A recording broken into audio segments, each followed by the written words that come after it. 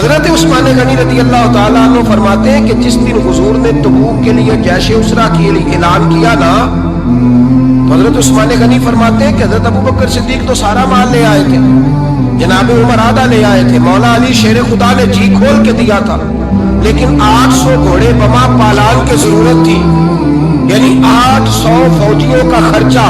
اپنے لفظوں میں بات کر رہا ہوں، فوجی کا خرچہ کیا ہوتا تھا کہ فوجی کا گھوڑا بھی چاہیے، گھوڑے کے ساتھ گجاوا بھی چاہیے، تلوار بھی چاہیے، نیزہ بھی چاہیے، تیر بھی چاہیے، لوہے کی جیکٹ بھی چاہیے۔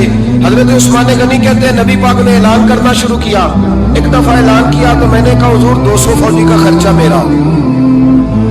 نبی پاک نے دوسری دفعہ اعلان کیا تو کوئی اٹھا ہی نہیں، جنہوں نے دینا تھا وہ تو سارا کچھ پہلے ہی دے چکے تھے، کوئی اٹھا نہیں۔ کہتے مجھے بڑا عجیب لگا کہ میرے مصطفیٰ اعلان کرے۔ حضرت عثمان غنی فرماتے ہیں، شاہ ولی اللہ صاحب نے ازالت الخفا میں لکھا ہے کہ یوں پکڑ کے کہتے میں نے اپنا نا گریبان پکڑ لیا، عثمان تیرے نبی کو اعلان کرنا پڑ رہا۔ کہتے 1000 فوجی کا خرچہ چاہیے تھا، 1000 کا۔ عثمان کہتے ہیں تیسری دفعہ حضور نے اعلان کیا تو کہا یا رسول اللہ 200 اور ڈال لیں۔ سنو سخی کس کو کہتے ہیں؟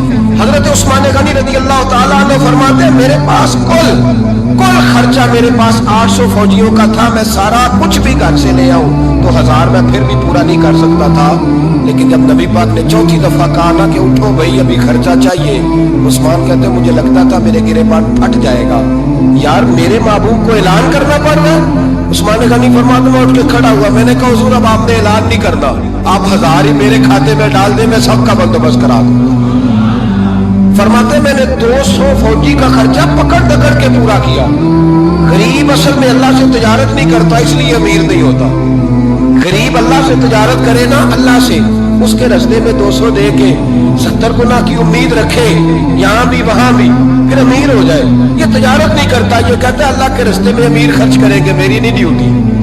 حضرت عثمان غنی کہتے ہیں میرے پاس 800 کا بندوبست تھا، میں نے 1000 کا دیا۔ حضور تشریف لے گئے، فرماتے جہاد سے جب واپسی ہوئی نا، ایک ایسا سودا تھا جس میں سے مجھے نفع کی امید ہی نہیں تھی، پر اللہ نے مجھے 11 گنا نفع عطا فرمایا۔